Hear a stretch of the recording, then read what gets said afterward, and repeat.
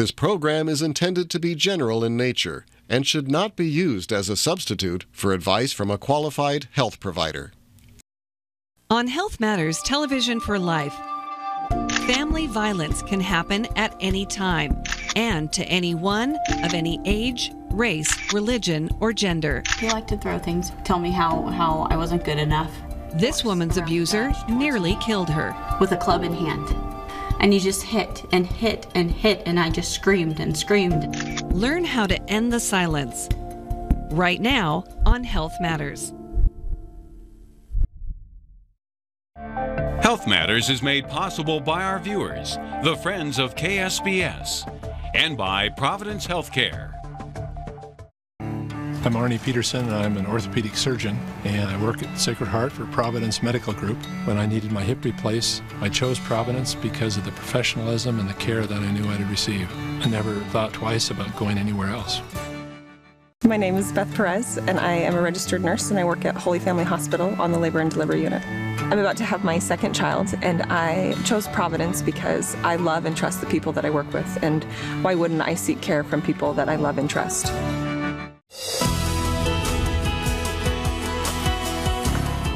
Good evening, I'm Teresa Lukens, and welcome to Health Matters. Family violence is more than just a growing problem. It has created a national health crisis. Victims may suffer physical injuries, but the emotional and mental distress they suffer can take an even bigger toll. And the list of victims goes beyond the targets of abuse. Family members, especially children, can suffer long-lasting effects. Here to help us with tonight's discussion is our expert panel. Morgan Colburn is Director of Counseling and Outreach Services at YWCA Spokane. She specializes in trauma therapy and has worked in the domestic violence field for over 5 years. Stacy Wenzl is the Data Center Manager for the Spokane Regional Health District and serves as a lead consultant in the Public Health Center for Excellence in Washington State. Sergeant Jordan Ferguson is with the Spokane Police Department. He has supervised the Major Crimes Domestic Violence Unit since 2016 and has extensive training in trauma-based interviewing and other issues related to domestic violence. And finally, Leah Edwards is a registered nurse. She is nurse manager in the Adult Emergency Department at Providence Sacred Heart Medical Center and has 11 years of experience working with diverse patients at all levels of traumatic injuries, including domestic violence. And we invite you to join our discussion this evening and welcome your questions and comments by phone, email, or through our Facebook page. If you do need to talk to someone privately, please call one of the helpline numbers that we will be putting on the screen periodically. And if you're in immediate danger, please call 911. And panel, thank you so much for being here tonight to talk about this important topic. And I want to go around the table and talk a little bit more about what each of you do as it pertains to family violence, domestic violence, family trauma. And Leah, let's begin with you. Sure, thank you for having me. I really think, we as the ER, we work really rapidly to care for people right away when they need medical care, including domestic violence. We have all kinds of different traumatic patients that come in that need a safe place to be and need to be stabilized, and then we can really focus on getting them the resources that they need. And your staff is trained to recognize the signs? Absolutely. We screen all patients for domestic violence on entry to the ER as part of our initial screening process. We have systems set up in place that we can isolate that patient if they need to be isolated and really take the time to care for them as much as possible. Mm-hmm. And Morgan, you work at the Y. Yeah, so I work for the YWCA, where we're the victim service agency here in Spokane. So we work with specifically victims of intimate partner domestic violence. At the YWCA, we have a number of different services, including services for civil legal needs like family law attorneys. We have counseling, advocacy, as well as mental health therapy, specializing in EMDR and treatment of post-traumatic stress, depression, and anxiety. We also have housing services, including a 24-hour confidential shelter located in Spokane. can, housing advocates who can work with people who are experiencing homeless or at risk of homelessness, as well as other programs that can support women in the community, including the Women's Opportunity Center, which is an employment-based program to help people address more of the financial needs. And also the YWCA even has early intervention for children and an ECAP program as well. So a host of services at the YWCA to help men, women, and anybody in our community. Mm-hmm. And Stacy, you take a deep dive into the numbers behind this crisis. I'm the data nerd, yes. So thanks for having us here. I work for the Spokane Regional Health District, managing the data center. So unlike my fellow panelists, I'm not on the front lines serving victims of violence. I work behind the scenes supporting my colleagues with the information and data that they need to know where problems lay and how best to maybe intervene and where improvements can be made as a community in responding to the system. From the perspective of public health in general, we try to prevent problems before they occur. So our hope and job would be to try to protect and promote the health and well-being of our community by preventing things happening, in advance of them happening. So that's kind of the role of public health, and we provide the data behind those efforts. Yeah. And we're going to get into some of those numbers too, and they're a bit staggering. Sergeant Ferguson, you're on the front lines. Yeah, we're the ones trying to generate those numbers to keep her busy with that. Spokane Police Department has a phenomenal commitment to preventing and stopping domestic violence. We are set up on a focused deterrence model, which is our officers go into the jail, confront the DV offenders, explain to them what's going to happen if they continue with their behavior. The officers go out and make contact with victims a short time after the incident, looking for see if they need more services, or see if the offender has returned back to the address. We also have a strong focus on firearms because we know that intersection of firearms and domestic violence is deadly. So we're working to make sure the orders to surrender firearms are being followed through. We're following up with the courts, along with a couple detectives that are handling the serious investigations, such as the strangulation, the felonious assaults. So calls can come at any time of the day. Is every single officer trained to recognize this and go into these situations? Yeah, every officer on our department is trained. We get them before they hit the streets after the academy. In fact, we'll be doing that next week. We'll have a 3-hour block to kind of hit them with that. Our domestic violence units are also located at the YWCA, and it's known as a Family Justice Center. So if you walk out one door, you'll be talking with advocates for domestic violence. You walk into the next door, you have prosecutors there, and then in the middle is a law enforcement section. So we're all working together because not one part of the community can fix or make a dent in domestic violence. You need that team effort. Is that unique to the Spokane area, or do other communities have that as well? There are very few communities nationwide that have it, and we just received our affiliate Family Justice Center certification, but it is the most effective way to address domestic violence. There's so many myths behind family trauma and domestic violence. We want to go through those and sort of dispel some of them and talk about them. We have 6 of them this evening. I'm sure there's many more, but let's go through the 6 that we have. And the first one being domestic violence only happens to women. Is it primarily women that we see, Morgan? We definitely primarily see women, but we also see the stats can vary greatly when we look at the national numbers based on what type of domestic violence we're talking about. We see anywhere from 1 in 4 men to 1 in 6 men to 1 in 9 men. We most often quote the 1 in 6 men are also victims of domestic violence at some point in their life. So we know that we always say that domestic violence does not discriminate on gender, sexual orientation, religion, socioeconomic status. It can happen to anybody. Mm-hmm. Stacy, what do we know about other family members other than women? Right, so I'd add to that the impacts of DV extend far beyond the direct victims of the incident. So we know that children exposed to domestic violence situations have lasting impacts, so it's considered a trauma during childhood or an adverse childhood experience, and we know that seeing that abuse and living in that kind of environment can have long-lasting effects to brain development and growth into adulthood. Mm-hmm. So in fact, it seems like we've seen a lot recently, locally, of family disputes that are beyond intimate partner. Recently, the calls coming in. Yes. I'd say probably 2/3 of the domestic violence calls are limited to intimate partner. The rest involve the whole family. So there's grandparents and grandchildren, there's sons and daughters and parents. It affects every possible relationship you could think of. Okay. Myth number 2, drugs, alcohol, stress, and mental illness are the causes of domestic violence. I would imagine they play a role, but the cause for domestic violence got to be a much broader picture. Yeah, so we always say that those types of things can exacerbate the behavior or make things maybe more dangerous, but we don't find that those kind of are the root causes. In fact, sometimes we feel that using those can kind of excuse the type of behavior that we're seeing, and it's not really looking at the real desire for power and control that that we look at in intimate partner domestic violence. Mm-hmm. Leah, can you speak to that? I would have to echo what she has said. You see a lot of different things, but there's always another. It's not just because somebody has drank alcohol that they involved in those kind of activities. There's always more to that. All right, Stacy, anything to offer?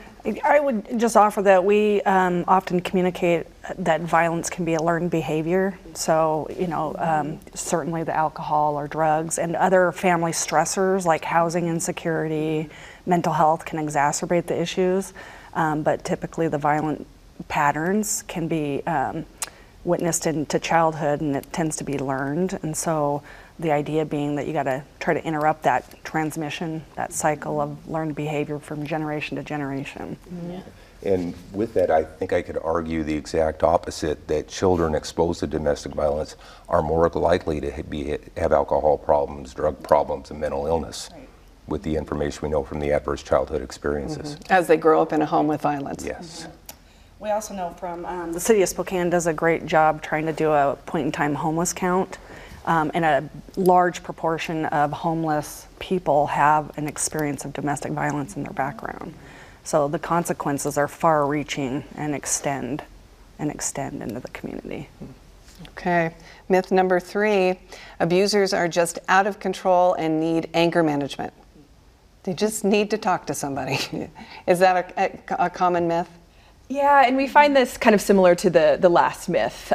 It can kind of excuse behavior sometimes, but when we're talking more specifically about that power and control in an intimate partner, we know that that anger management, sometimes anger isn't even the primary tactic. We'll see tactics like isolation, using kind of gender stereotypes, seeing things like using the children or the legal system to control somebody. So it goes far beyond that idea of aggressive behavior. It can sometimes be these other forms of abuse to gain power and control over another person. Okay. Moving on to the next myth. Batterers are violent in all their relationships. Quite often somebody can seem like the greatest guy or greatest person, and this is going on in the home. Is that the case? This is where we kind of going back to that last myth, where we separate the difference between somebody with an anger management problem who would be more likely to have that kind of behavior with anybody. What we see in intimate partner domestic violence is a very specific tactics used against one person to gain power and control. So like you mentioned, they can be model citizens in every other realm, but their desire to gain power and control over family members leads them to just display this behavior in the family and not outside. So that's where it's really different than an anger management problem.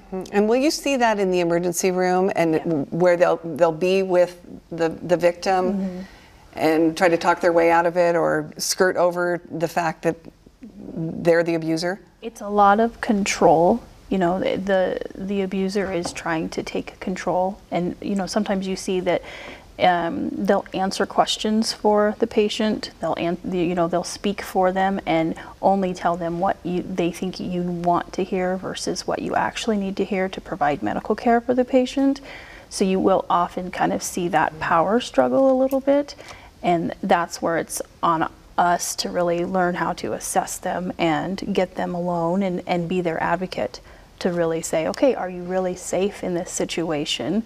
And then provide resources. We have to provide resources multiple times. You can't just provide resources one time and hope for the best. You have to really stay consistent with that. So that can be a red flag. Absolutely, yeah. And we will see that in law enforcement, especially at the initial response.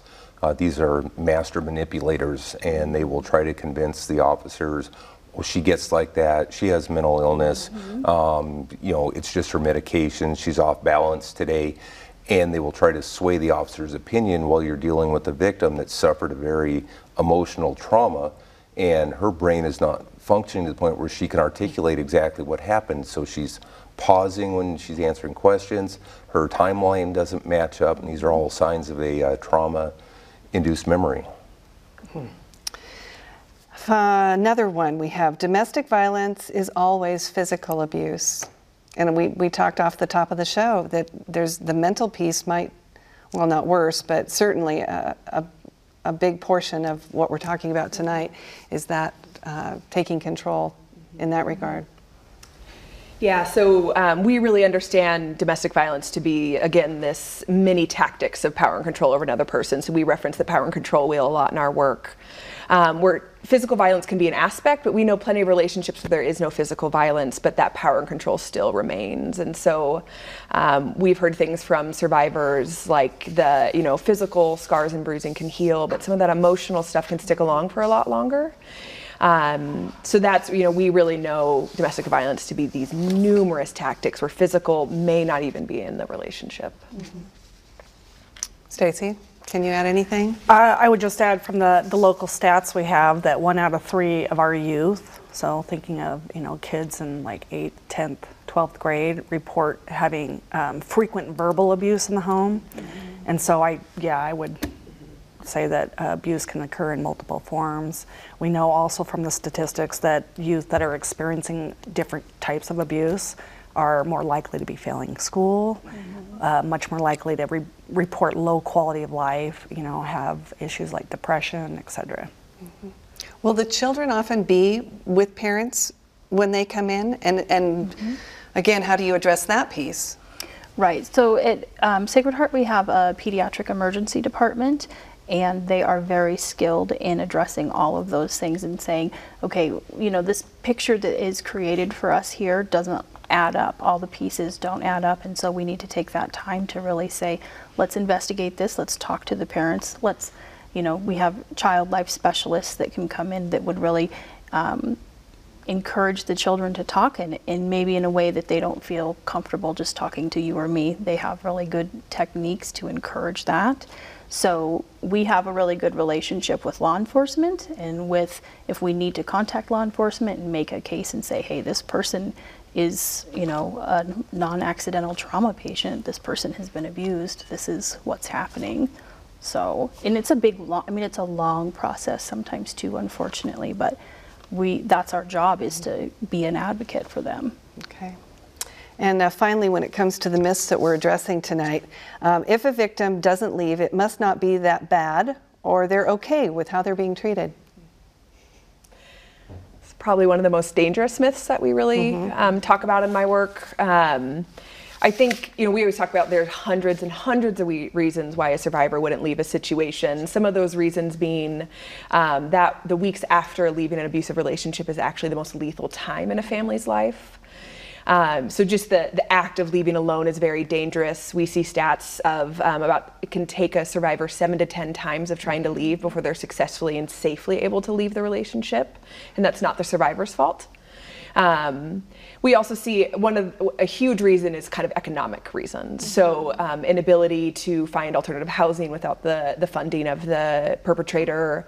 We also see that controlling behavior can keep a survivor from working. So a lack of work history can be a large part of not being able to attain jobs, or a poor working history because of the way your abuser has manipulated past jobs to get you fired. Poor credit history, you know, number of reasons that can really trap somebody into a relationship. And the other big part about this myth that we're trying to talk about too is that question is all related to why the survivor stayed and not why the perpetrator perpetrated violence. So it's also, sometimes we're asking the wrong question with that myth as well. Well, we have our first phone call tonight from Amy in Colville. Good evening, Amy. Good evening. And you have a question? Can you hear me okay? Yes, we can. Oh, okay. I'm calling because I was wondering, where can you get legal advocacy for something like this? You know, the officer and also the other person was talking about how, you know, it's all turned around onto you, and I've had a real hard time, so I need to get someone to listen. I'm not quite sure what to do there with. Morgan? I encourage you to look up the local victim service agency in your area. I think you mentioned Colville, so that would be the Stevens County.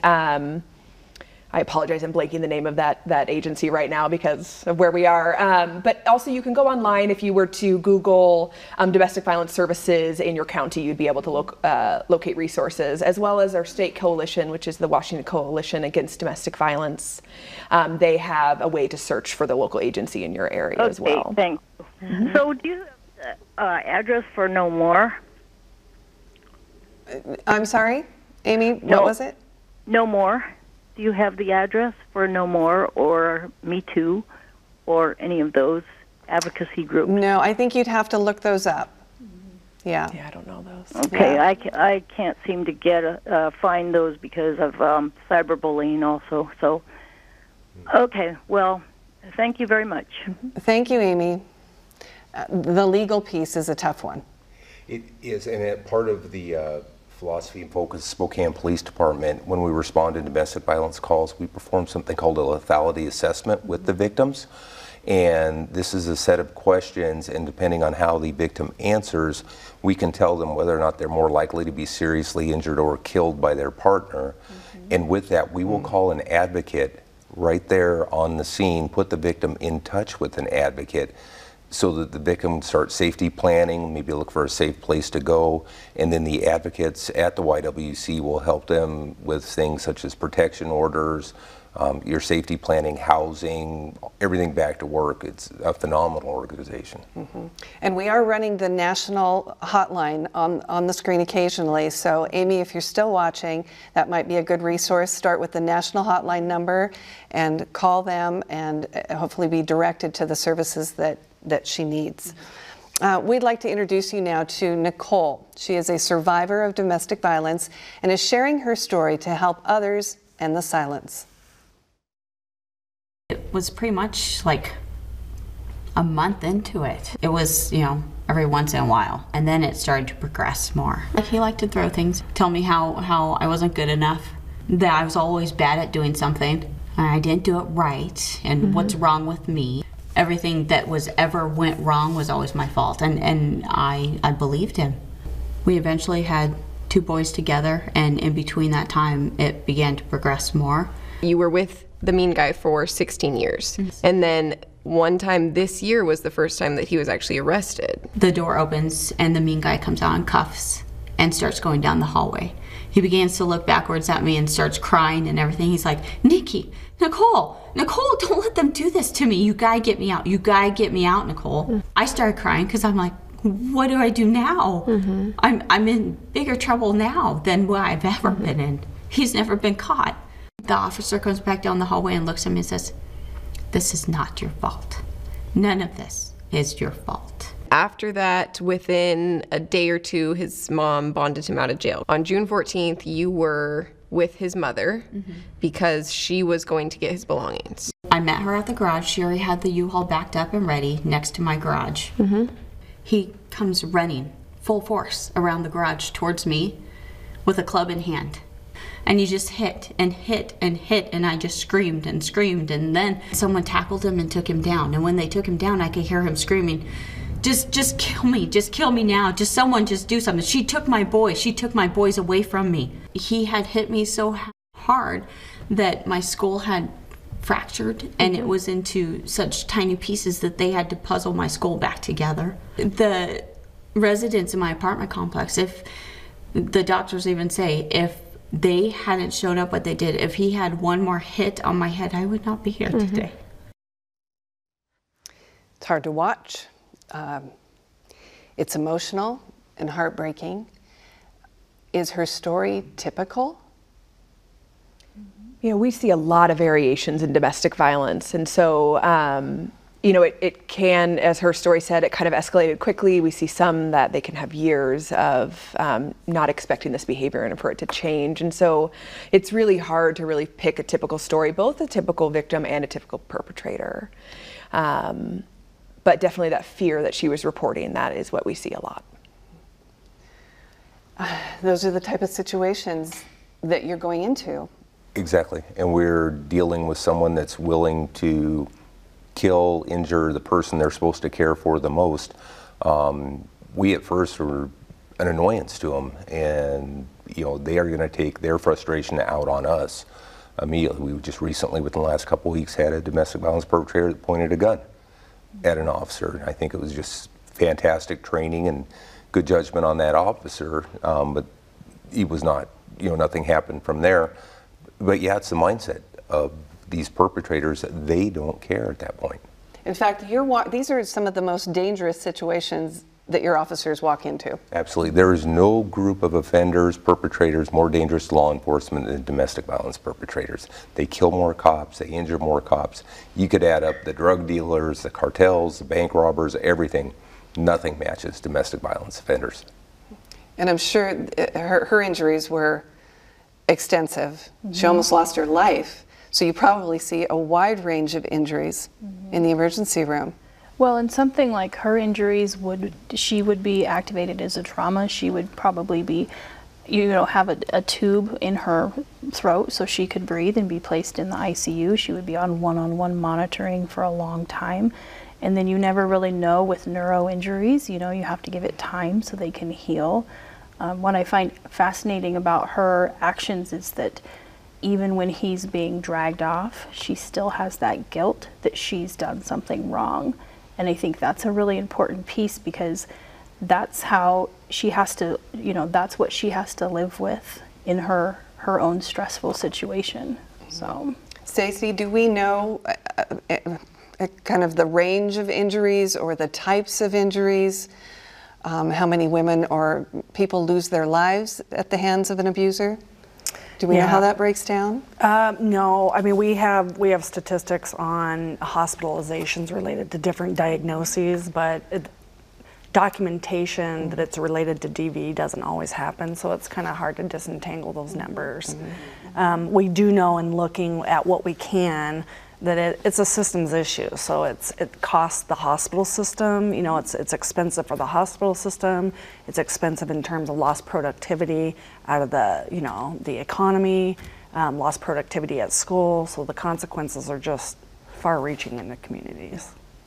Well, in fact, Nicole, you know, is doing much better now. She is working through this, trying to make a life for herself and for her kids.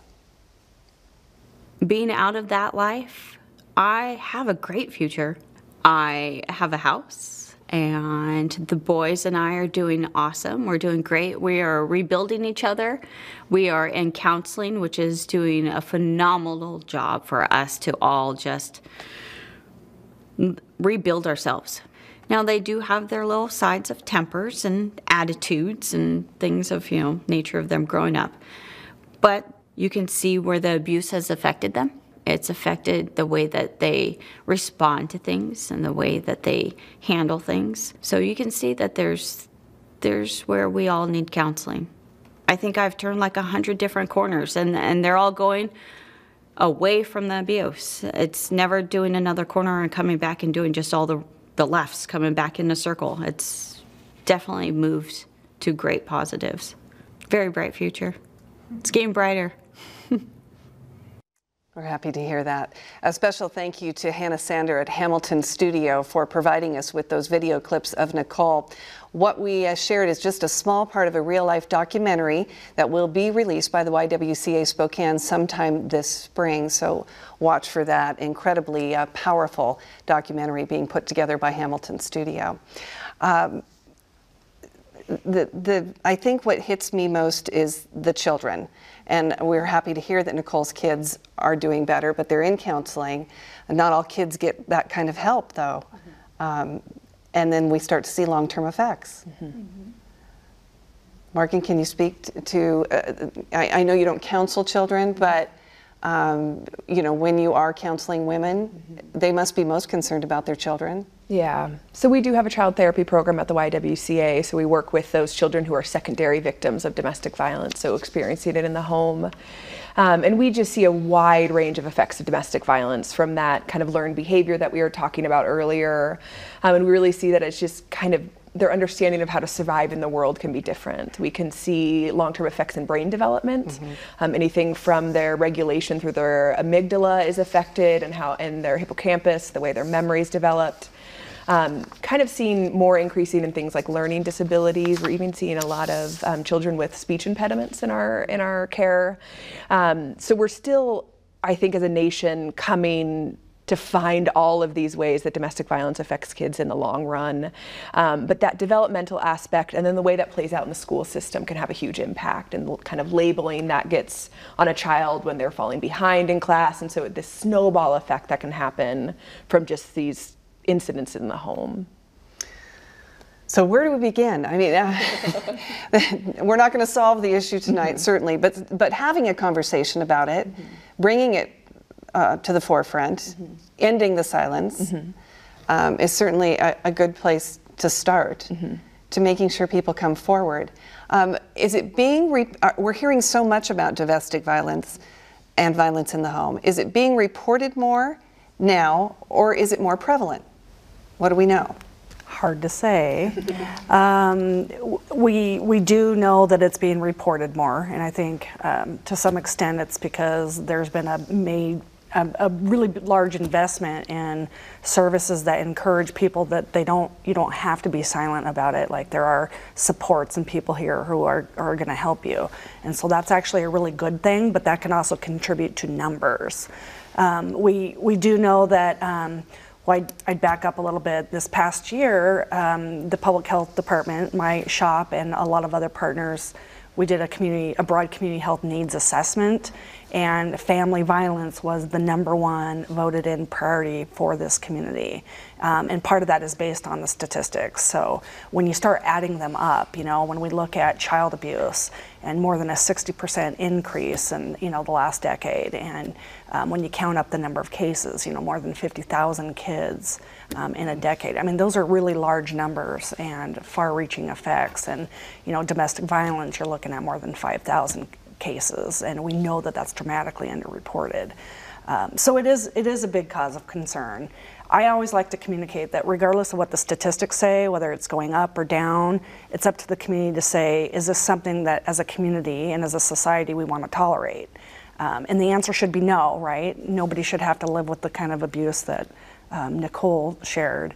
So the community, as a community, I think we're taking notice.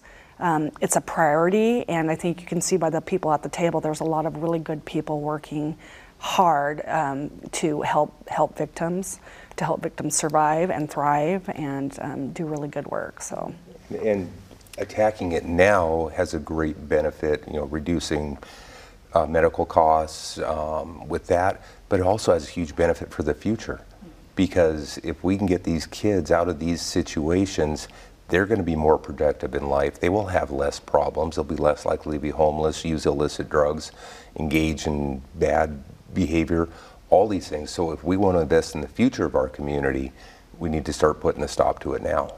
And part of that is our project that we do at the Y, and supporting them and ending the silence and making it okay to talk about it.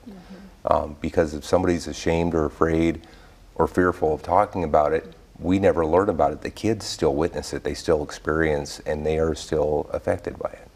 Yeah, those community relationships seem to be a key piece here. And in fact, Providence now has stepped in with a new partnership with the YWCA. Talk more about that, Leah. Yep, so we have a new partnership with the YWCA where they will help provide lots of advocacy, referrals, resources that we need.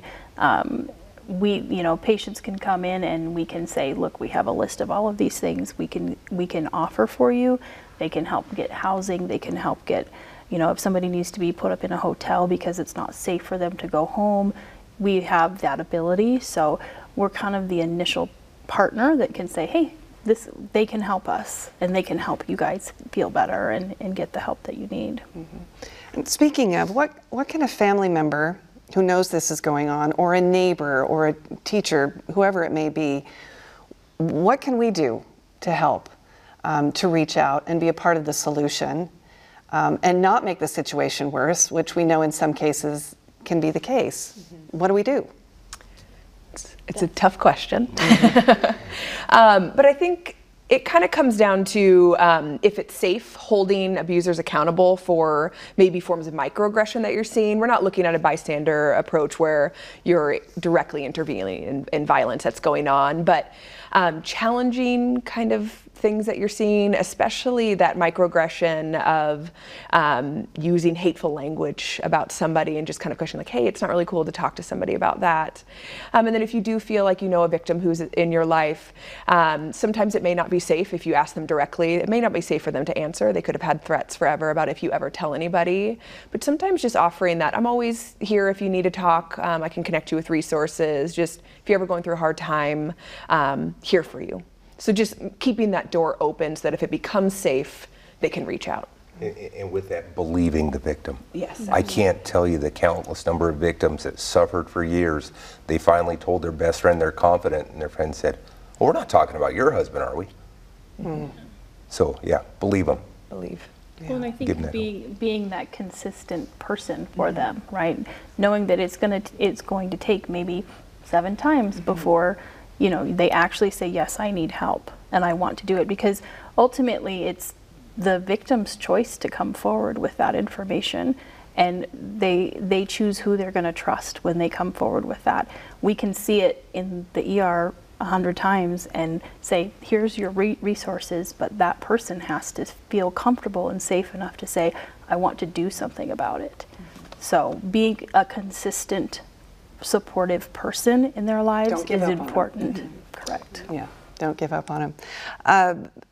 When it comes to the abuser, and Nicole's abuser was sent to prison, do those people get help when they're behind bars?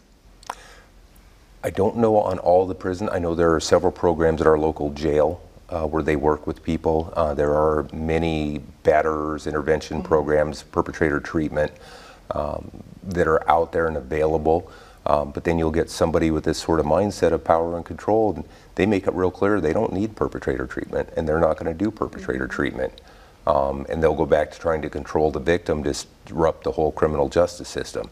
And that is probably our biggest battle, is keeping a victim involved throughout the whole process, from the arrest through the trial to the sentencing, because more likely than not, the abuser has gotten back a hold of the victim and is controlling and manipulating them to withdraw from the process.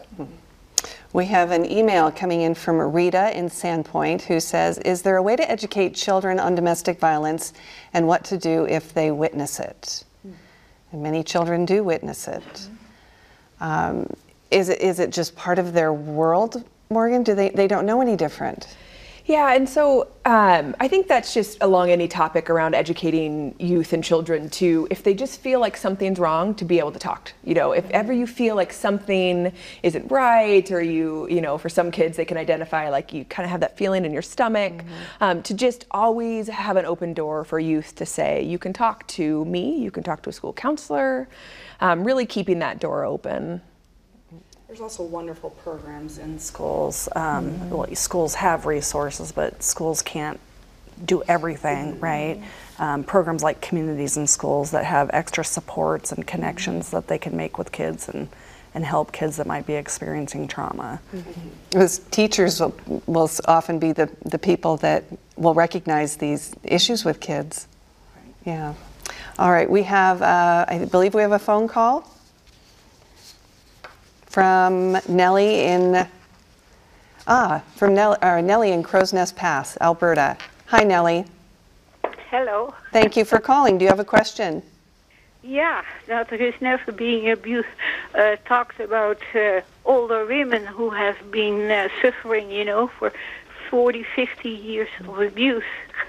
And if they come for help, and it isn't there for them because they don't have children anymore.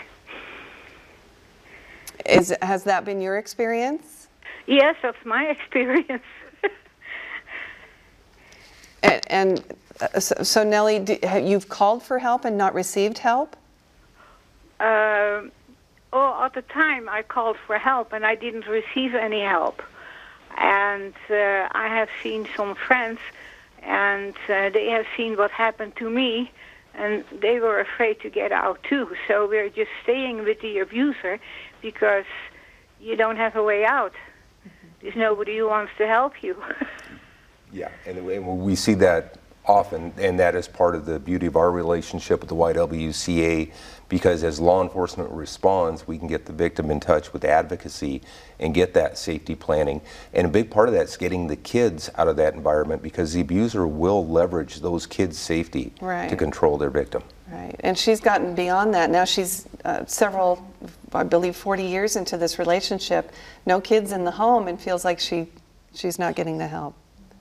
So again, I guess persistence, you just have to keep calling. Yeah, and I encourage anybody to follow up with that local victim service agency, because the advocates on those hotlines, even a national hotline, will be able to do more of that direct safety planning. We may not be able to help with the in the moment resources, but we can do that safety planning about when is the right time to leave, what are your plans for leaving. That's a lot of what we do as advocates at the YWCA, is this notion of safety planning, which is kind of brainstorming what the options are, what's the fears, what are the options within those fears, understanding that in trauma the brain works better if we've talked through these things a couple times, instead of the brain kind of shutting down into that fight or flight mode. And so safety planning is a process to allow your brain to start to plan. Do you then stick with that person?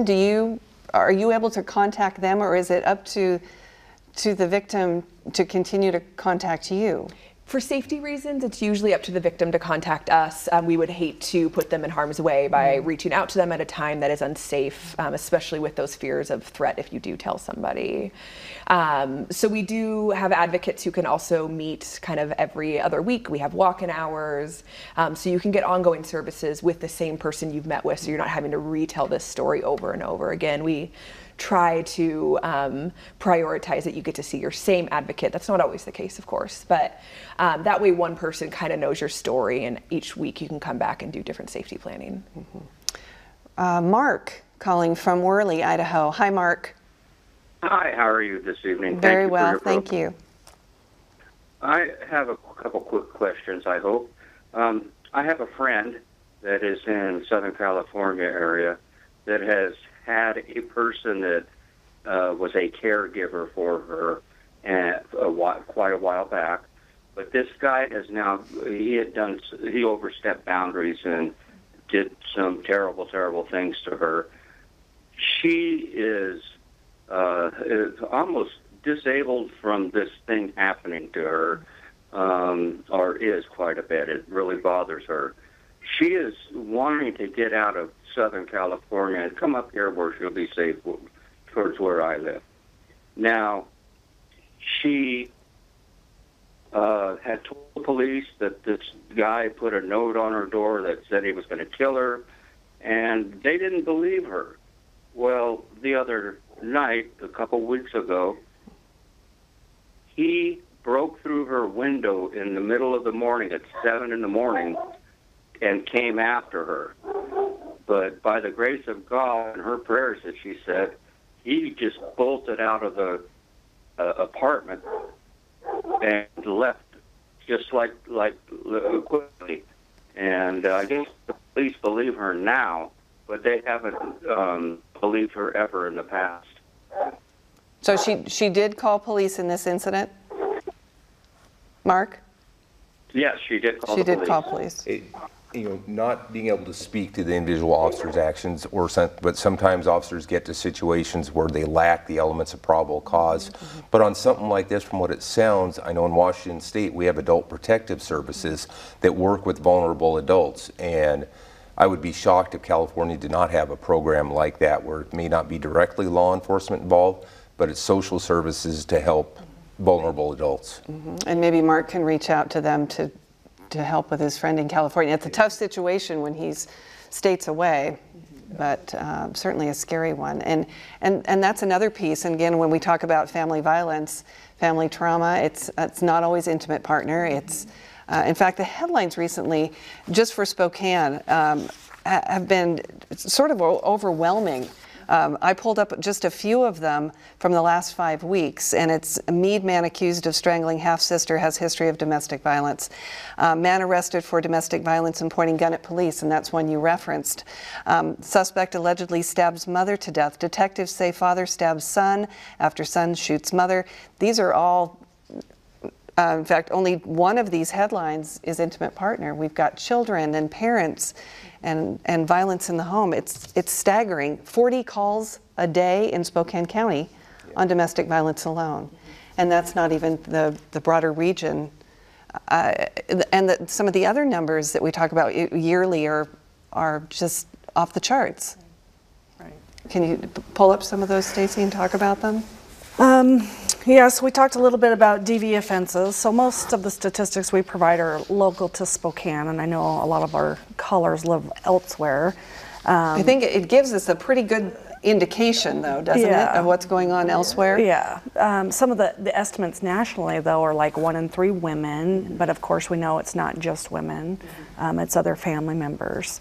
The child abuse rates, I think what's really compelling to me is when you actually think about the lives impacted. So data people talk a lot in rates over time, so we can measure whether it's a true increase or decrease. But when you remove all that and just talk about lives impacted, and you think 50,000 kids or 50,000 women over the years or 50,000, incidences of elder abuse, those numbers add up, and makes a really compelling argument that the community, we can all do what we can do, and we all can do a little bit more.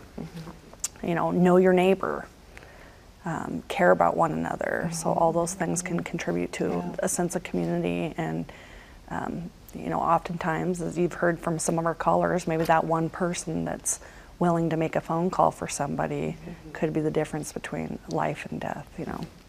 We have an email from Jan in Cheney who says, when she does speak, what systems are in place to keep them safe after they report? I think that's the biggest concern that you probably hear from victims. Okay, I'm going to come forward, but now I'm more fearful of what may happen next.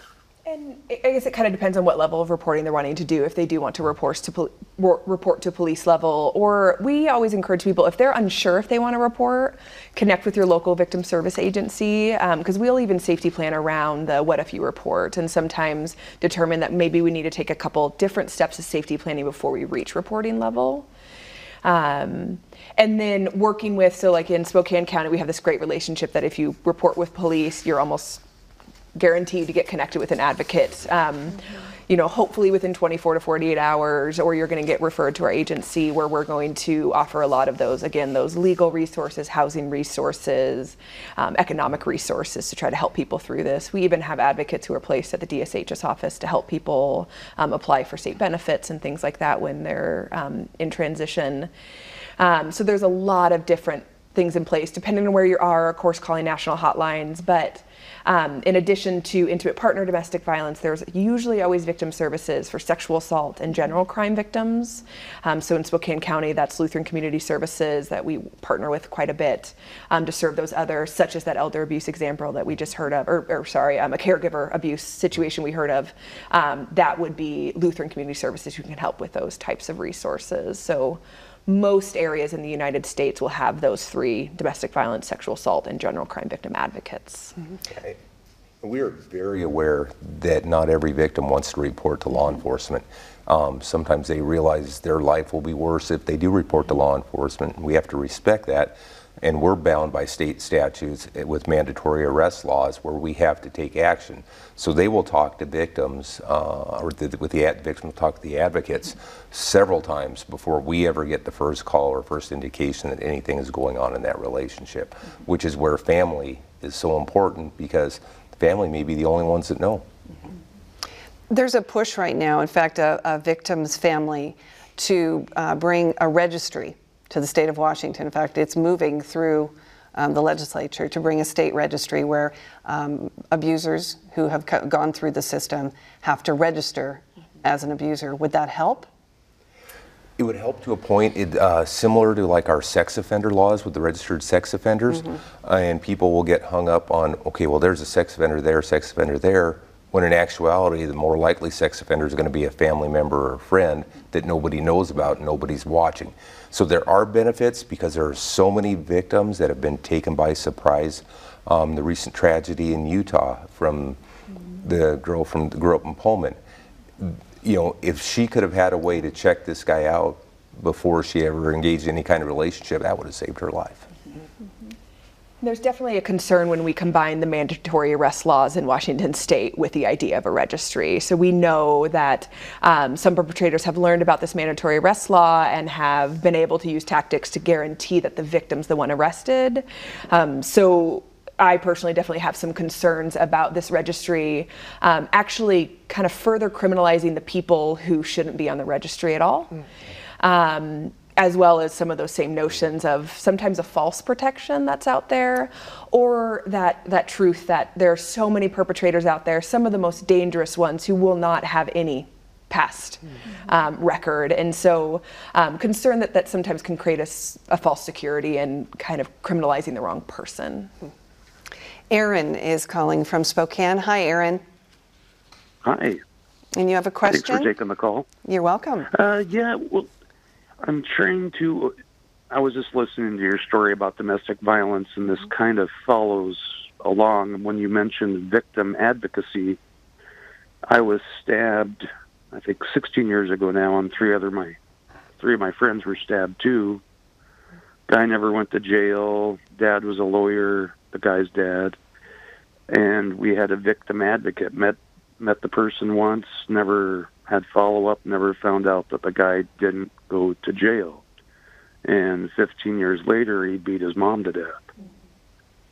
And I'm not complaining about individuals, but there seems to be holes in the system, and that's why people don't trust always calling the cops. I mean, I haven't called a cop about anything since then because the guy never went to jail, and he stabbed 4 people. And that sounds very frustrating. Yeah, sorry to talk so much. No, it's okay, Aaron. You're fine, sir. And with that, we as a system, the criminal justice system, have been learning. There's now the Victim Bill of Rights that's in effect. The prosecutor's office has more of the system-based advocates that work with the attorneys, get the information. Lutheran Community Services in Spokane is doing a job helping people out.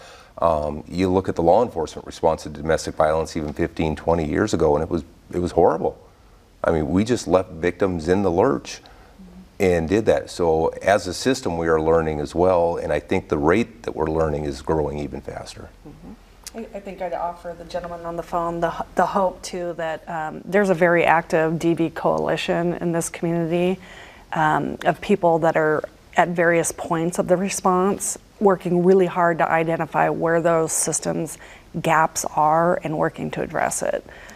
It is a complicated system, but folks are actively working to improve. All right, let's get another caller in. Peter in Edmonton. Hi, Peter. Hi. And you have a question? Yes, like 17 years after the marriage, my ex was looking for a way out and whatever, and she started doing different things, and one day, instead of going for these classes, it was 2-hour classes, but they were lasting 10 hours a day in different positions at different places. And she was using other resources as her home base for pleasure. And in the meantime, she come home one night and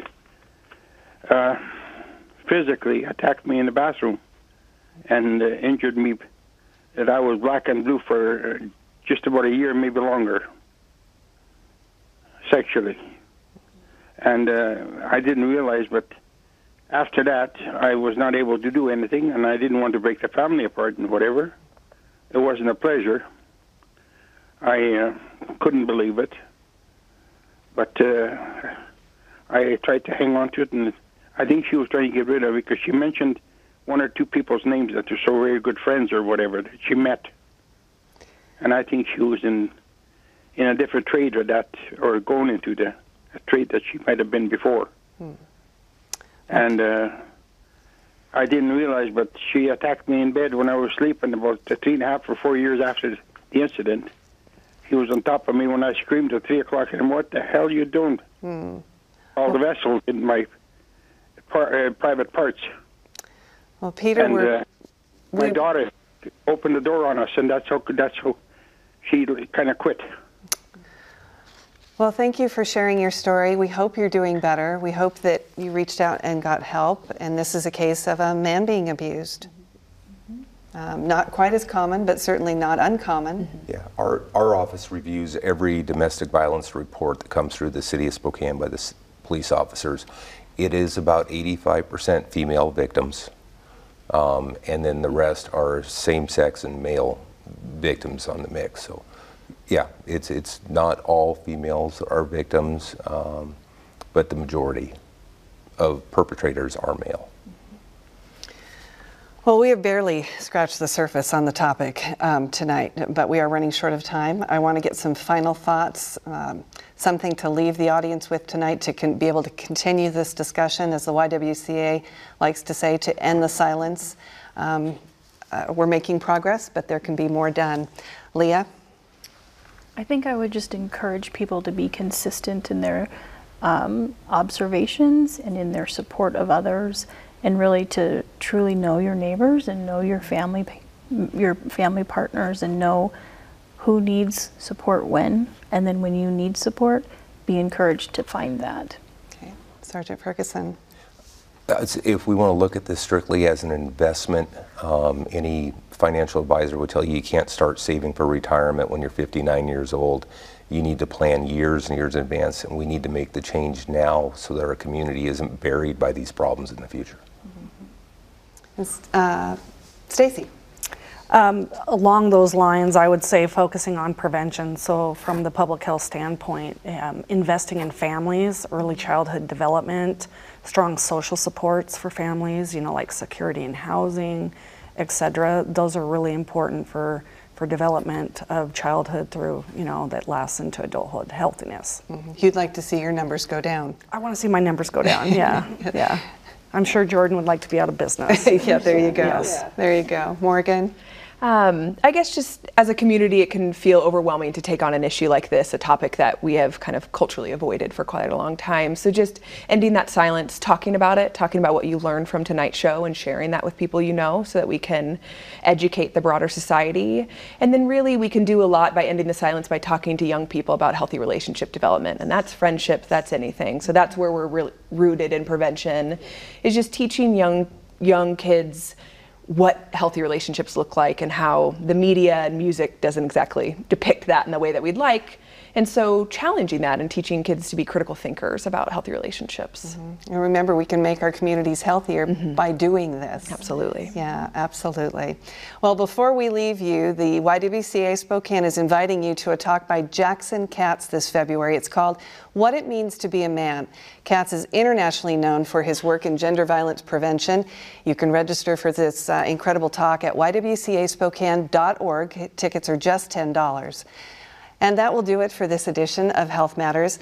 Our thanks to everyone who joined the conversation tonight. We do appreciate it. And a big thank you as well to our panel for being here to share their expertise. Look for more information on tonight's topic and some helpful information on the Health Matters page at ksps.org. And then be sure to join us in January 17th, when we will be back in the kitchen with some delicious recipes to kick off the new year. Until then, I'm Teresa Lukens. Good night. And Merry Christmas from all of us at KSPS Health Matters.